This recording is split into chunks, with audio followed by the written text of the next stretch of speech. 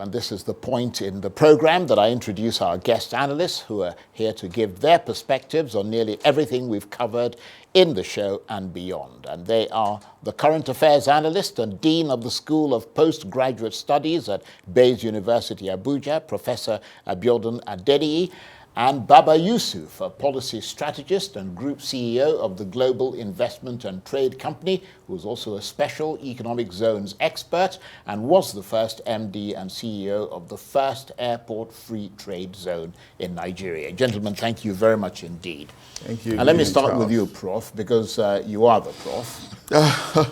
There's nothing professorial here, Charles. What do you make of this ongoing row between Ken Saro-Wiwa's supporters and those on the other side who stand with the Ogoni 4? You heard one of the sons who was just on the program.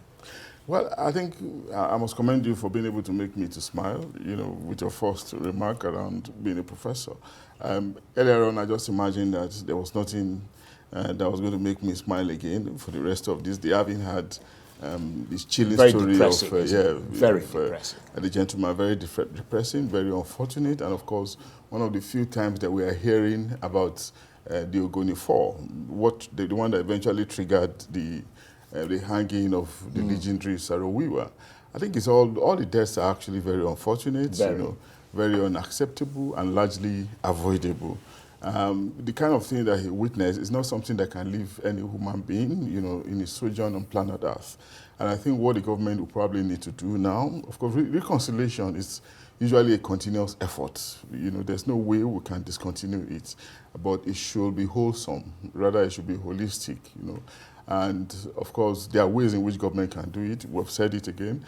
Beyond, finding ways, to honor Ogoni 9, we also know that they went through some trauma. It was the darkest period of military regime in this country, and the way they were tried was probably improper. They didn't go to the regular court where they would have been given opportunity to appeal, and of course, we wouldn't have expected that the capital punishment would have been served on them. At best, ironically anyway, it should have just been maybe committing them to life imprisonment, and maybe there will have been opportunity for review later on. But of course, it was a military regime, after the tribunal, it went to the Supreme Military Council, and that council, approved their death. Still very painful. I'm not sure Nigeria can recover from that dark period. And it was a high point of their intransigence, the damage they did to this country, witnessed a high point in that murder,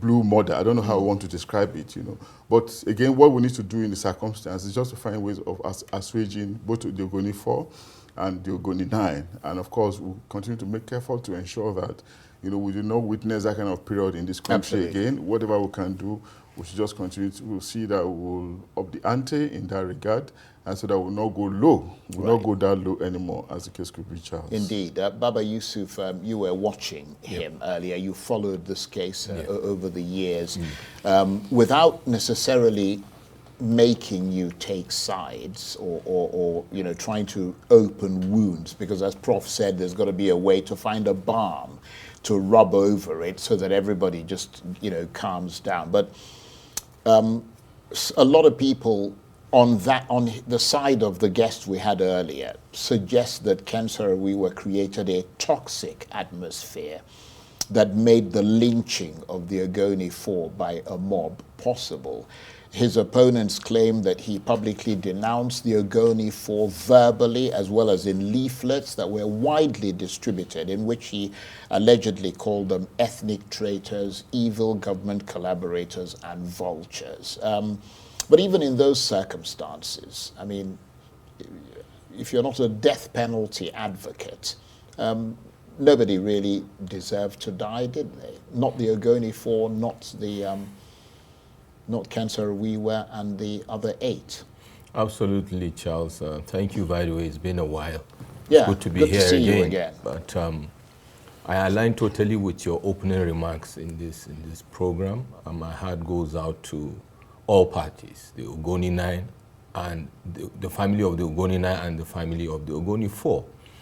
This is a sad story that is a reflection, incidentally, of our reality in Nigeria.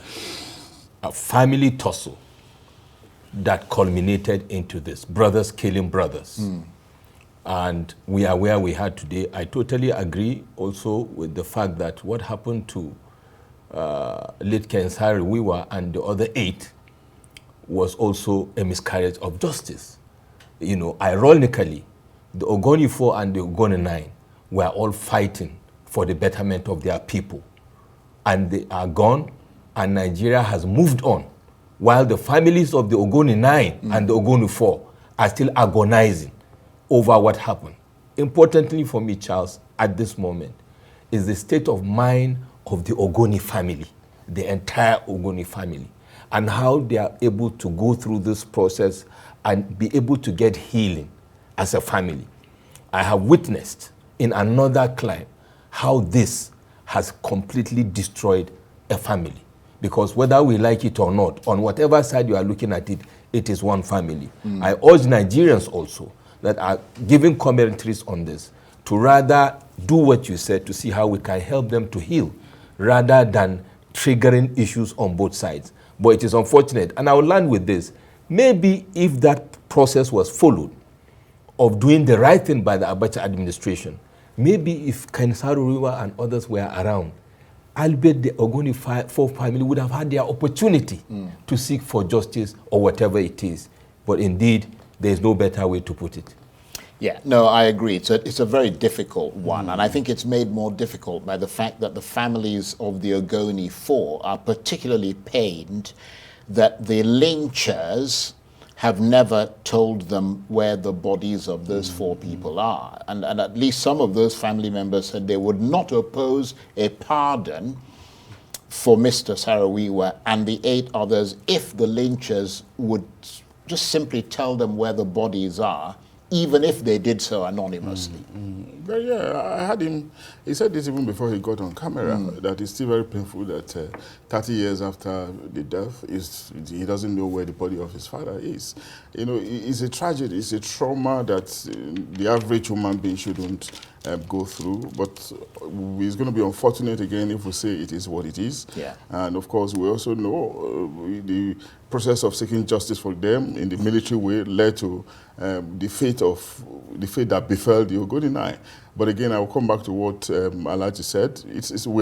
We are seeing all this back and forth, but the bigger picture now should be a focus on finding peace in Ogoni land, you know, even before we think of the economic benefit of the place, as the case could be. Realizing how important that place is in the generation of income for this country. You know, yes, that is important, but what is more important is the soul of the Ogoni people. You know, how do we bring about reconciliation? And reconciliation is a continuous effort. We have seen it all over the world, you know. We knew what happened to the Jews in history, and we know, you know, how sections of the world are still sympathetic to their plight. We know what is presently happening now to the Palestinians, and we know how sections of the world are also still sympathetic to their plight. So it's a continuous thing in different ways, and Nigeria's government should not shirk that responsibility. It's a very easy thing to do, in my opinion.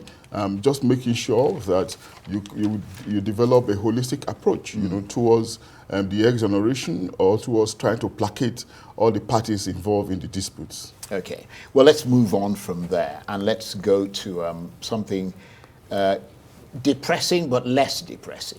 Let's put it that way. And that's the issue of petrol in Nigeria. The Independent Petroleum Marketers Association, or IPMAN, say they've reached agreement with the Dangote refinery to lift petroleum directly without a middleman. And they say this will ensure a steady and affordable supply of petrol across the country. What's your reaction to that reported partnership? How much of an achievement is it, even though it has not been realized yet in practical terms? Well, it's cherry news when we got this information, because the logjam had been, like I said in other forums, impacting on Nigerians. And it appears to me at a point in time that the two parties, i.e. Dangote refinery and the oil marketers, and even the regulator, you know, the practitioners, are just taking Nigerians for a ride. Because like I said, Dangote refinery and petrochemical and the oil marketers are all businessmen and women whose focus is to keep a business consistently going, pay their debts and make profit, period. And I place squarely the responsibility of edging out of this lockdown on the table of the government, the federal government, to ensure that this has been done. However, my point was, agreed that there shouldn't be this middleman rent-seeking arrangement with NNPC. However, Dangote refinery is a constructive disruptor, disrupting 50 years, of whatever has been happening in this country. And in strategy, that is a paradigm shift. And when there's a paradigm shift, I was expecting government, in this case, whether it's NNPC or whoever, to trigger what you call a change management process to ensure that the teething problems of Dangote wanting to ensure that he gets his money back and he's able to deliver, and the emotions of Nigerians desperate and tired and just wanting to have fuel at the best price, and then an oil group that has been having their way for almost 50 years. I was urging for a win-win, a situation whereby there is what has happened now. Ipman and Dangote are able to come to the table and be able to come to a middle ground.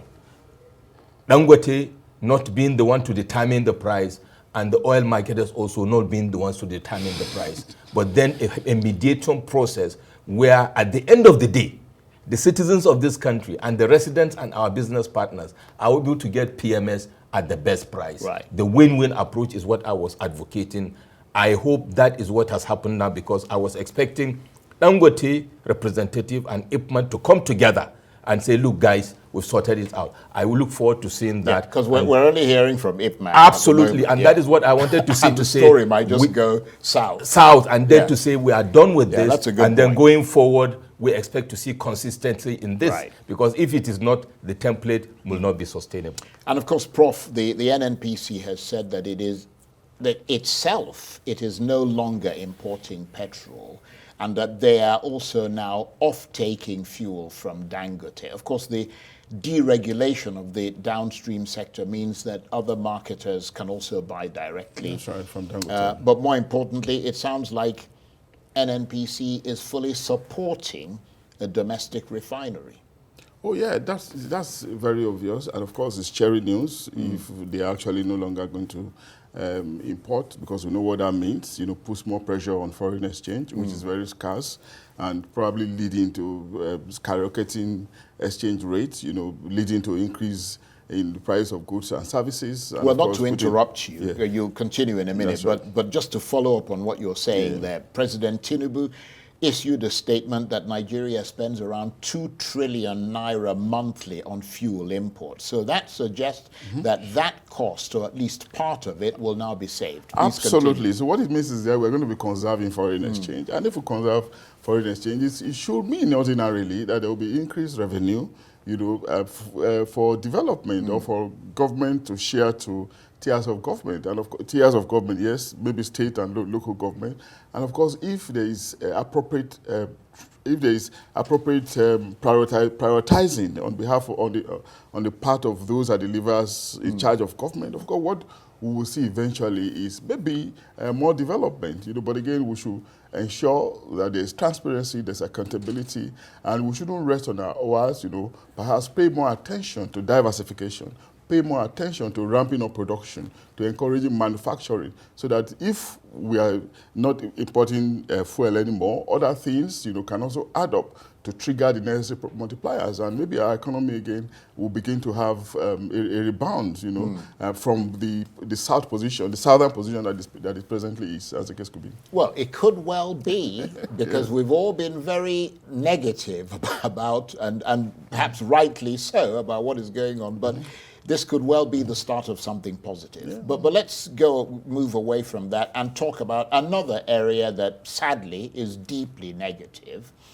The National Security Advisor Nihu Ribadu, representing President Tinubu at the Customs Conference in Abuja, has been talking about the achievements of the Tinubu government in the security sector. He said hundreds of bandits are killed every day, and that people across this country can now move freely without fear. Does that sound unrealistically optimistic and rather boastful to you, given the circumstances? Yeah, absolutely. I'm a Nigerian, and with all profound respect to the NSA, have a lot of regard for him. I think government will be taken more seriously if government, speaks to people in a way and manner that reflects the respect for the people. Almost everybody knows. I wonder what the Nigerians that are staying in Sokoto and Zamfara and Kebbi, the latest areas that have been taken by Lukarawas, for example, will feel about this.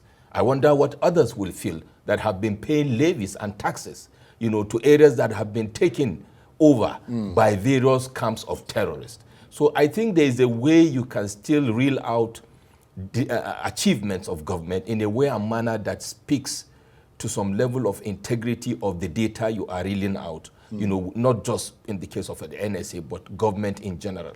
And that is what will engender confidence, that is what will engender trust, and consequently support, by the citizens. Because the numbers I heard, I don't know about traveling all over the place. You saw, we are all aware of how much it costs to fly in Nigeria.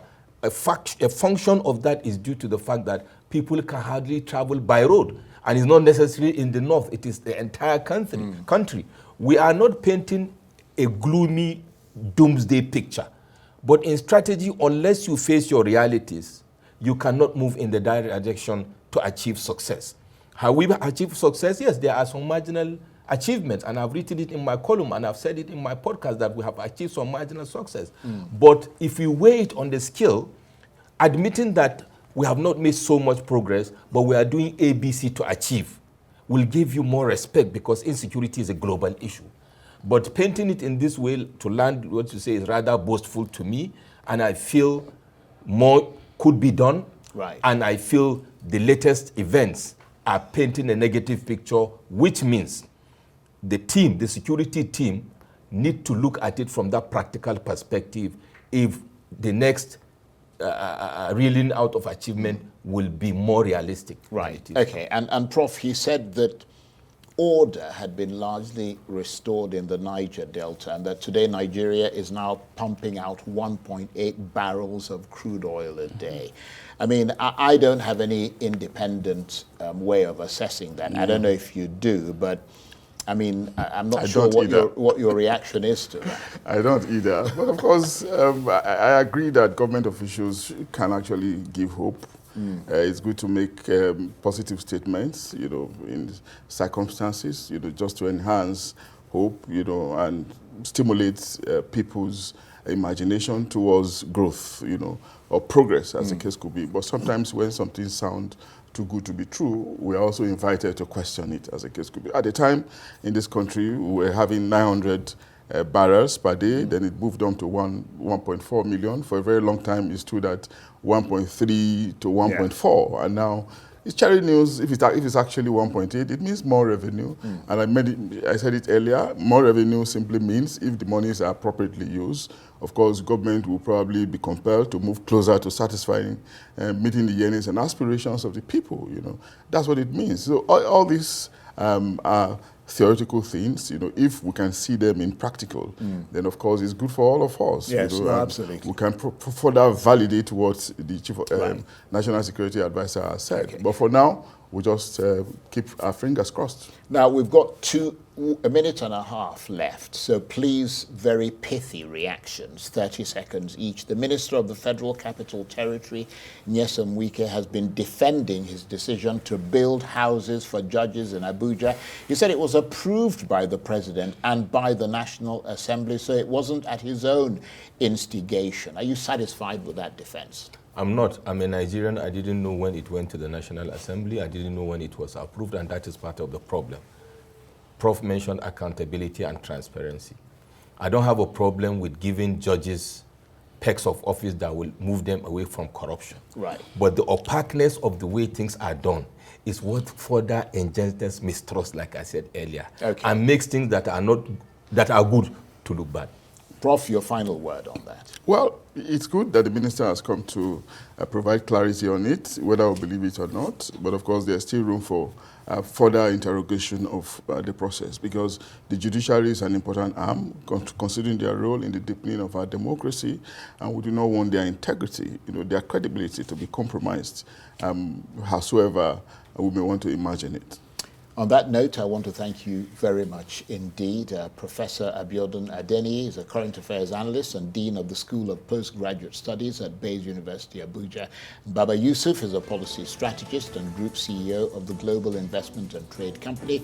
He's also a special economic zones expert, was the first MD and CEO of the first airport free trade zone in Nigeria. And he has a very interesting podcast, which I've listened to. Reflections so with do Baba Yusuf, yes. Listen to it if Thank you have you the very opportunity. much. That's it for this edition of Arise Prime Time. Join us again tomorrow. From me and the entire team here in Abuja, bye-bye and thank you for watching.